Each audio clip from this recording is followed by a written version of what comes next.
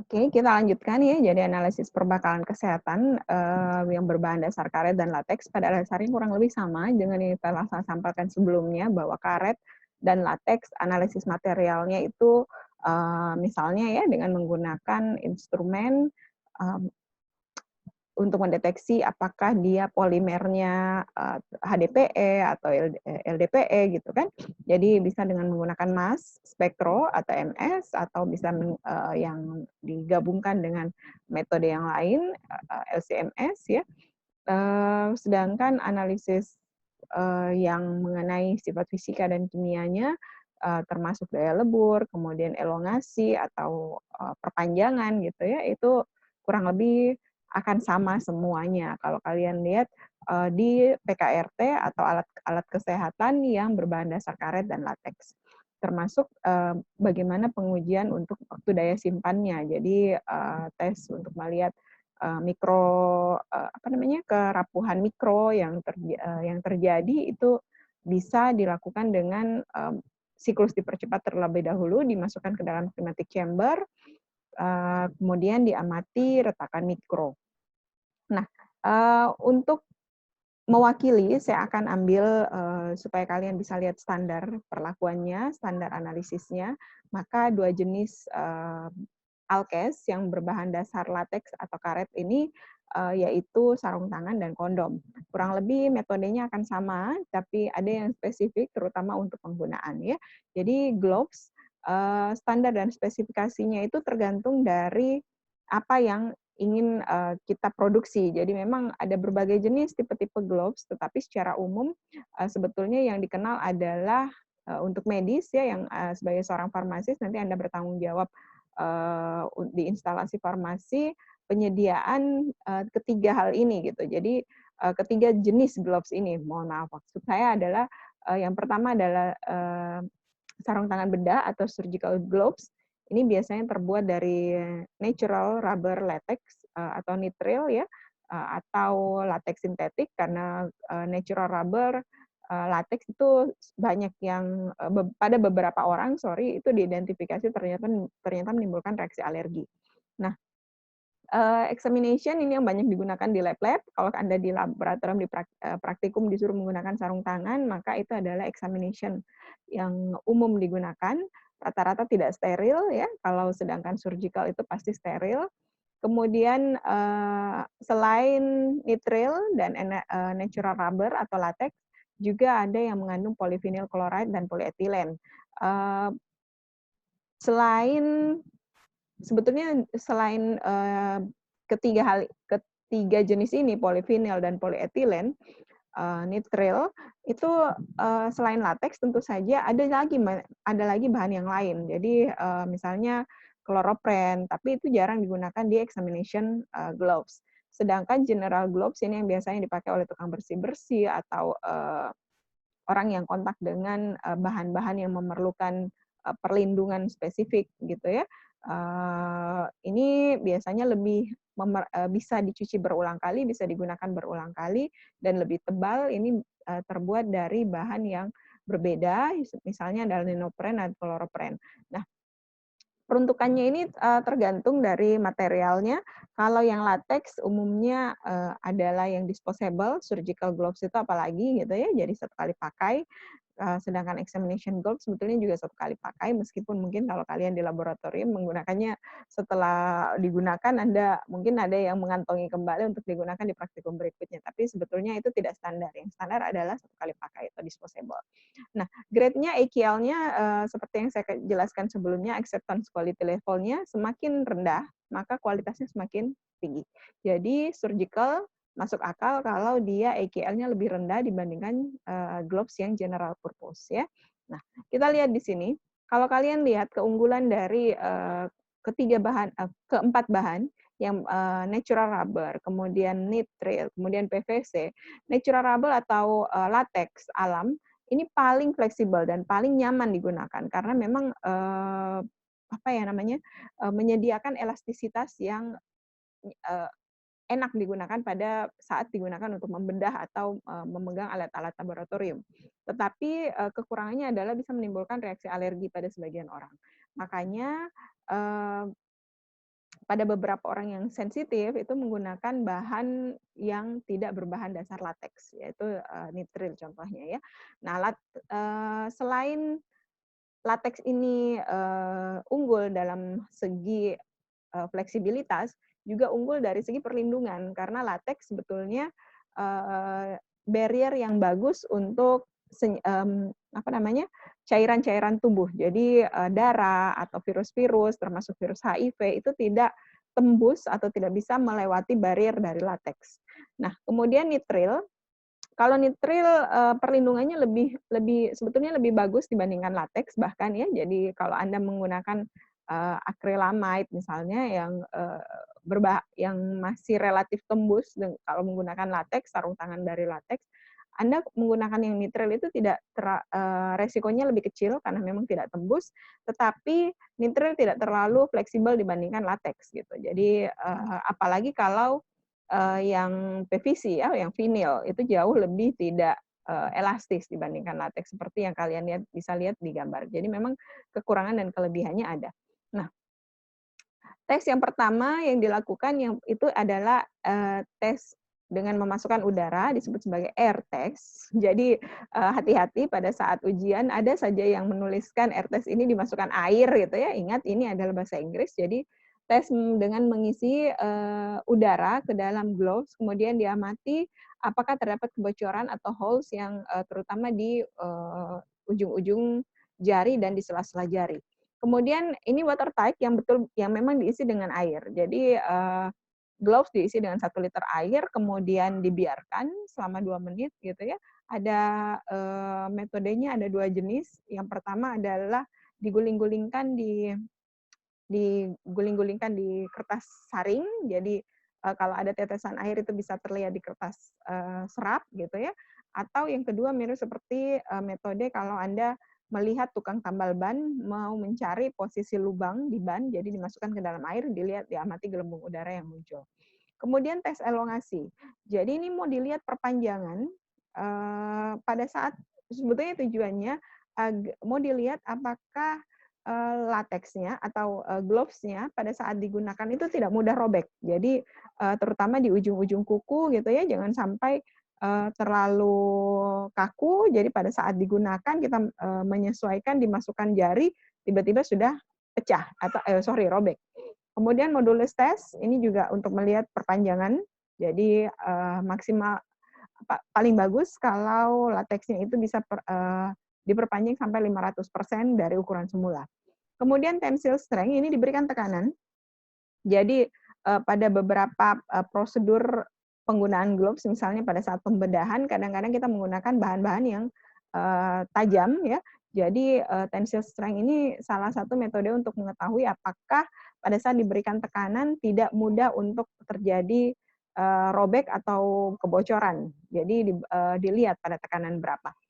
Nah, kemudian thickness, ketebalan, ini dia ukur dengan menggunakan mikrometer, terutama pada area-area yang spesifik. Jadi utamanya di daerah apa namanya palm, apa sih namanya ini? Telapak ya, telapak tangan, kemudian di ujung-ujung jari, ya. Karena ini rata-rata di sini ini kemungkinan mudah mengalami kebocoran karena lebih tipis dibandingkan ukuran bentuk ya, dibandingkan bagian yang lain. Nah, ini AQL berdasarkan standar ASTM, jadi kalian bisa lihat ketebalan di area finger, di area palm itu kurang lebih akan berbeda kalau dia lateks alam, kemudian nitril dan vinil.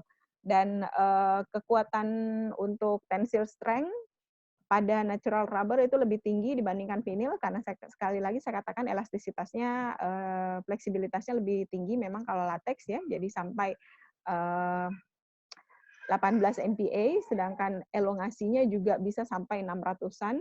Kalau vinil elongasinya hanya 300-an persen, dan nilai AQL-nya 2,5 ini untuk standar examination gloves ya. Sedangkan untuk standar surgical gloves AQL-nya adalah 1,5.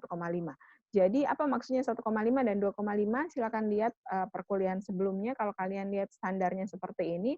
Kemudian misalnya untuk tensile strength 18 untuk tipe latex dengan EKL 2,5 itu apa maksudnya? Silahkan kalian amati di video sebelumnya ya. Nah, tes for specific purpose, jadi tes sterilitas terutama untuk bahan-bahan yang memang dipakai keperluan steril. Jadi contohnya surgical gloves otomatis memang harus steril kan. Jadi dia lakukan uji sterilitas yang sama seperti yang sudah saya bahas juga sebelumnya. Silahkan lihat di video yang lain. Kemudian lip assay ini sebetulnya tes untuk menentukan tingkat antigen yang terdapat di dalam material ya. Jadi lip itu singkatan dari latex ELISA for antigen protein, sorry, saya lupa P-nya, protein. Jadi menggunakan ELISA, jadi antibodinya dipakai memang antibodi dari rabbit untuk mendeteksi antigen yang terdapat dari materialnya. Kemudian penetrasi viral, barrier performance, chemical barrier, ini kurang lebih sama prosedurnya semua. Kemoterapi, cytotoxic drug testing juga sama, yang berbeda adalah bahan yang digunakan untuk pengujian. Jadi kurang lebih prosedurnya seperti ini, chemical barrier ya. Jadi kalian bisa lihat di atas, bahan yang diujikan itu yang berwarna biru, kemudian yang di tengah itu adalah contoh gloves atau sarung tangan yang akan diujikan, yang memang dipotong berukuran segi 4, kemudian di sisi yang putih itu adalah medium penerima. Jadi kalau memang gloves-nya mengandung material yang tidak permeable, maka di medium penerima tidak akan terdeteksi zat yang diujikan tersebut, gitu ya. Jadi kalian bisa lihat di sini contohnya kalau dia nitril yang berwarna hijau, kalian bisa lihat gloves yang berbahan nitril.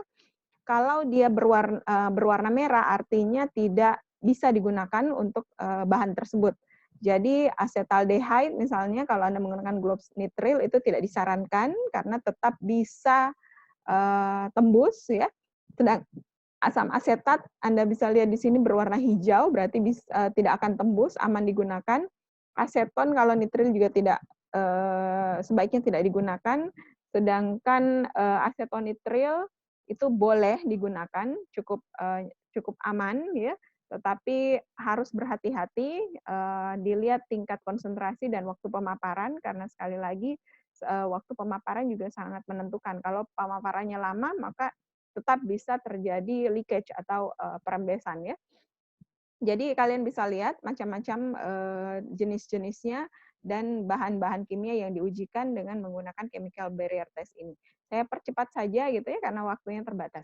Kemudian analisis toksisitas ini kurang lebih sama dengan analisis sitotoksik. Jadi yang sitotoksik bahan obat misalnya, kita bisa menggunakan metode MTT, kemudian agar overlay, filter diffusion.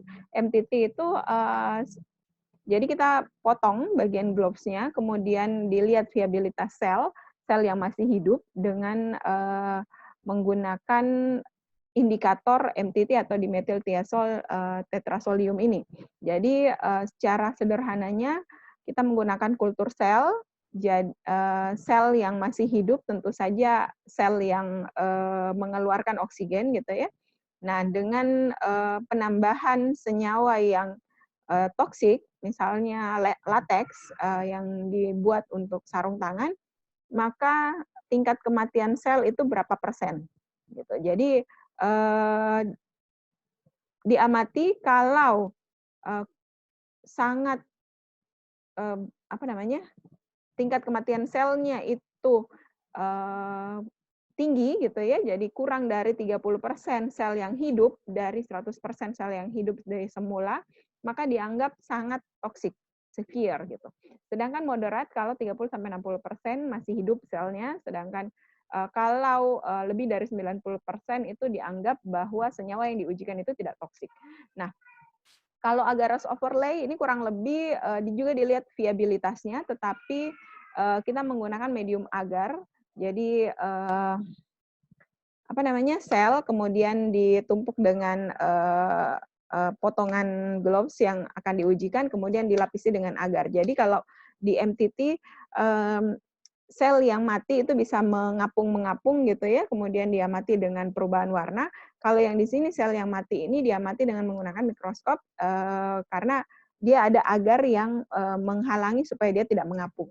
Nah, ini juga dilihat tingkat permukaannya dibandingkan dengan kontrol positif dan kontrol negatif gitu ya. Jadi berapa sel yang masih hidup, tidak pecah gitu, sama dengan metode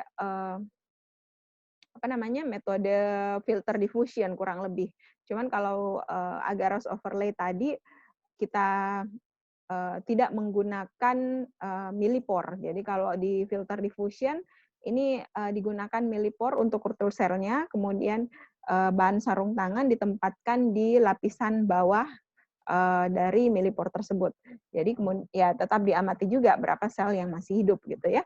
Nah, ini dari hasil, jadi kalian bisa lihat langsung jurnalnya di tahun 2005 ini diberikan standarisasi kapan suatu senyawa uji itu dianggap memiliki aktivitas sitotoksik yang kuat. Di uji MTT, kalau kurang dari 30% selnya yang masih hidup, ya, yang masih mengeluarkan oksigen, viabilitas sel.